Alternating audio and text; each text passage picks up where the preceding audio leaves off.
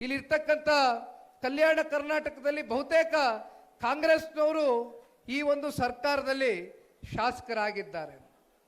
ದೊಡ್ಡ ದೊಡ್ಡ ಪ್ರಭಾವಿಗಳು ಅವ್ರನ್ನ ಬಹಳ ದೊಡ್ಡ ಮಟ್ಟಕ್ಕೆ ರಾಜಕಾರಣದಲ್ಲಿ ಬೆಳೆಸಿರ್ತಕ್ಕಂಥವ್ರು ತಾವುಗಳು.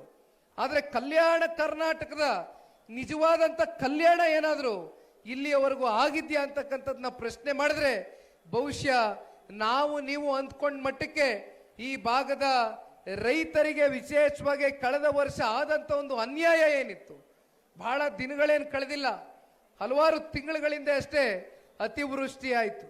ಅತಿವೃಷ್ಟಿಯಾಗಿ ಬಿದರ್ನಲ್ಲಿ, ಕಲಬುರಗಿನಲ್ಲಿ, ಯಾದಗಿರಿ ಅಂತಕ್ಕಂಥ ಜಿಲ್ಲೆಗಳಲ್ಲಿ ರೈತರು ಬೆಳೆದಂಥ ಬೆಳೆ ಸಂಪೂರ್ಣವಾಗಿ ನಾಶ ಆಯಿತು. ಯಾವ ಒಬ್ಬ ವ್ಯಕ್ತಿಯು ಕೂಡ ಬಂದು ರೈತರಿಗೆ ನಿಮ್ಮ ಜೊತೆಯಲ್ಲಿ ಇದ್ದೇವೆ, ನಿಮಗೆ ಏನಾದರೂ ಪರಿಹಾರವನ್ನು ಕಲ್ಪಿಸ್ಕೊಡ್ತೇವೆ ಅಂತಕ್ಕಂಥ ಬೆನ್ನನ್ನು ತಟ್ಟಿ ಆತ್ಮಸ್ಥೈರ್ಯವನ್ನು ತುಂಬತಕ್ಕಂಥ ಕೆಲಸ ಯಾವ ಕಾಂಗ್ರೆಸ್ನ ಆಡಳಿತದಲ್ಲಿರ್ತಕ್ಕಂಥ ಯಾವ ಮುಖ್ಯಮಂತ್ರಿ ಆದಿಯಾಗಿ ಯಾವ ಕೃಷಿ ಸಚಿವರು ಕೂಡ ಈ ಭಾಗಕ್ಕೆ ಬರಲಿಲ್ಲ. ಕೊನೆಗೆ ಏನು ಹೇಳಿದ್ರು, ಕೇಂದ್ರ ಸರ್ಕಾರ ಕೊಡ್ತಕ್ಕಂಥ ಪರಿಹಾರ ಕೊಡ್ಲಿ, ಮಾತೆತ್ತಿದ್ರೆ ಕೇಂದ್ರ ಸರ್ಕಾರದ ಮೇಲೆ ಗೂಬೆ ಕೂರಿಸ್ತಕ್ಕಂಥದ್ದನ್ನ ಬಿಟ್ರೆ ಬೇರೆ ಈ ರಾಜ್ಯ ಸರ್ಕಾರದ ಕಡೆಯಿಂದ ಇನ್ನು ಯಾವುದೇ ಒಳ್ಳೆ ಕಾರ್ಯಕ್ರಮಗಳು ಆಗ್ತಾ ಇಲ್ಲ.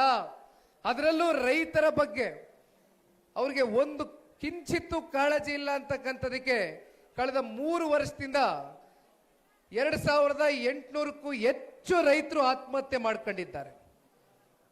ರೈತರು ಆತ್ಮಹತ್ಯೆ ಮಾಡ್ಕೊಳ್ತಾ ಇರ್ತಕ್ಕಂಥ ಕಾರಣನಾದ್ರೂ ಏನು? ಆ ರೈತ ಕೇಳ್ತಾ ಇರ್ತಕ್ಕಂಥದ್ದೇನು? ಅವನ ಹೊಲ ಗದ್ದೆಗಳಿಗೆ ನೀರನ್ನ ಕೇಳ್ತಾನೆ, ಮತ್ತೆ ಆ ರೈತನಿಗೆ ಅತಿವೃಷ್ಟಿನೋ ಅನಾವೃಷ್ಟಿನೋ ಆಗಿ ಆ ಬೆಳೆ ನಾಶ ಆದ್ರೂ ಕೂಡ ಆ ರೈತನಿಗೆ ಬೇರೆ ಇನ್ಯಾವುದೇ ವ್ಯವಹಾರಗಳಾಗ್ಲಿ ವಹಿವಾಟುಗಳ ಬಗ್ಗೆ ಆತನಿಗೆ ಅರಿವೇ ಇಲ್ಲ.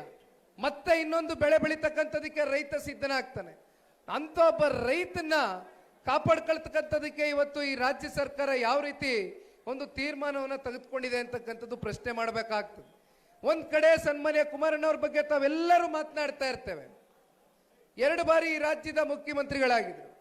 ಅತ್ಯಂತ ಅಲ್ಪ ಅವಧಿಯ ಆಡಳಿತವನ್ನ ಮಾಡಿದಂಥ ಕುಮಾರಣ್ಣ ಅವರು ರೈತರ ಸಾಲ ಮನ್ನಾ ಮಾಡಿದ್ರು. ಬಹುಶಃ ಯಾತಕ್ಕೆ ಈ ರೈತರ ಸಾಲವನ್ನ ಮನ್ನಾ ಮಾಡಬೇಕು ಅಂತಕ್ಕಂಥ ತೀರ್ಮಾನವನ್ನು ತೆಗೆದುಕೊಂಡ್ರು ಅಂದ್ರೆ, ಇಂದಿನ ಮುಖ್ಯಮಂತ್ರಿಗಳೇ ಅಂದು ಕೂಡ ಮುಖ್ಯಮಂತ್ರಿಗಳಾಗಿದ್ರು. 2013 ಮತ್ತೆ 2018 ಮಧ್ಯೆ ಯಾವ ರೀತಿ ಇವತ್ತು ರೈತರು ಸಂಕಷ್ಟಕ್ಕೆ ಒಳಗಾಗಿ ಆತ್ಮಹತ್ಯೆಗೆ ಶರಣಾಗ್ತಾ ಇದ್ದಾರೆ, ಇದೇ ರೀತಿ ಅವತ್ತು ಕೂಡ ಇಂಥ ಪ್ರಕ್ರಿಯೆಗಳು ಪ್ರಾರಂಭ ಆಯಿತು. ಅವತ್ತಿಗೂ ಕೂಡ ಕಾಂಗ್ರೆಸ್ನ ಸರ್ಕಾರ ಸಂಪೂರ್ಣ ಬಹುಮತದಿಂದ ಆಡಳಿತವನ್ನು ಮಾಡ್ತಾ ಇದೆ.